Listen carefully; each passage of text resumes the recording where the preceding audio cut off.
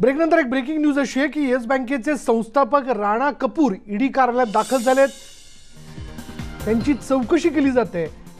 आरबीआयनं yes बँकेवरती निर्बंध घातलेत। आर्थिक अनियमितपणा आणि अवाजवी कर्ज वाटपामुळे रिझर्व्ह बँकेनं येस बँकेचं संचालक मंडळ बरखास्त केलं। येस बँकेवर प्रशासक नियुक्त करण्यात आलाय, मात्र खात्यातून केवळ 50,000पर्यंत रक्कम काढण्याची मर्यादा घालण्यात आल्याने येस बँकेचे खातेदार हवालदिल झालेत। प्रत्येकाच्या मनात एक चिंता आहे की आपली जी रक्कम आपण ठेवलेली, आपल्या ज्या ठेवी आहेत त्याचं काय होणार, ते परत मिळतील की नाही। पण त्यावरती अर्थमंत्री निर्मला सीतारामन यांनी काल दिलासादायक घोषणा केली। त्यांनी सांगितलं की आपली ठेव ही निश्चितपणे सुरक्षित आहे, त्याबद्दल चिंता करू नका।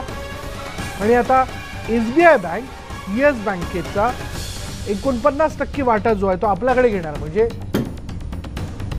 49% शेअर्स ते टेक ओव्हर करणार आहे।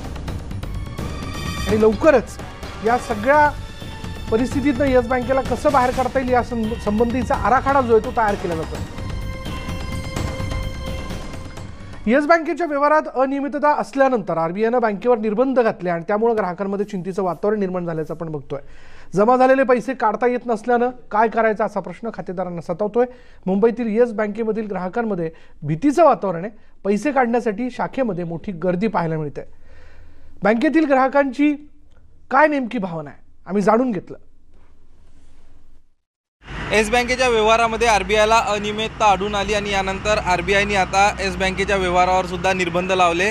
प्रत्येक खातेदाराला आपल्या अकाउंटमधनं महिन्याला 50,000 रुपयेच काढता येईल अशा प्रकारची घोषणा काल आरबीआयकडनं करण्यात आली। आणि या घोषणेनंतर आता आपण जर बघितलं तर येस बँकेच्या बाहेर येस बँकेच्या खातेदारांनी अक्षरशः रांग लावली आहे। सकाळपासूनच हे चित्र येस बँकेच्या बाहेर आपल्याला दिसून येते। आपल्यासोबत काही खातेदार आहेत, त्यांच्यापैकी अमित चव्हाण हे खातेदार आपल्यासोबत आहे, त्यांच्याशी आपण बातचीत करणार आहोत। अमितजी, तुम्ही मला सांगा, नेमके तुम्ही बँकेत कशा प्रकारे पैसे जमा करत होता, कशाचे होते आणि काय व्यवहार होता तुमचा?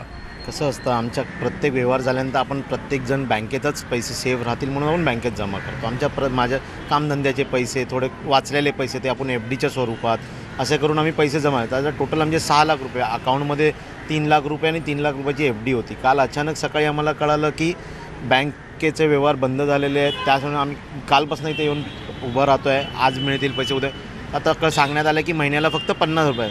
आज आम्ही आमचा व्यवहार सगळा ह्याच्यामध्ये असल्याकारणे आमचा समजा कामधंदा पूर्णपणे ठप झालेला आहे। 50,000 रुपये मिळाल्यानंतर आम्ही तो व्यवहारात कसा आमचा व्यवहार कसा करायचा, आमचा कामधंदा कसा करायचा आणि ह्या सगळ्या गोष्टीचा तर आम्हाला प्रश्न आहे। म्हणजे आजच्या तारखेत असं झालं आहे की बँक डुबणं ही कुठले कामधंदे, कुठला व्यवसाय करतात? आमचा कपड्याचा व्यवसाय आहे। माझ्याकडे 4 माणसं काम करतात, त्याच्यानंतर आम्हाला त्यांना पगार द्यावा लागतो। रोजच्या रोज पगारावरती माणसं आहेत ती, पण आम्हाला माल खरेदी करावं तर माल तर कोण आम्हाला उधारीवरती देत नाही, आम्हाला रोख देऊनच करा। तर ते चेक द्यावे लागतात। ते आता जे चेक दिले होते तेही चेक बाउन्स होत आहेत, कारण का बँकेतून ते रिलीजच होत नाही आहेत, ते बँकेतून क्लिअर होत नाही आहे, काही होत नाही। त्यामुळे आम्ही आता करायचं काय असं वेळ आता म्हणजे प्रत्येक नियमित झालं आहे। तर ते बँक डुबणं म्हणजे रात्री तुम्ही झोपला की सकाळी उठल्यावर बघता की एक बँक डुबली आहे। म्हणजे रात्रीच ह्या गोष्टी कशा होतात हेच आम्हाला कळत नाही। म्हणजे माणसाने आता बँकेत पण सेफ ठेवायचे नाहीत का पैसे, माणसांनी करायचं काय?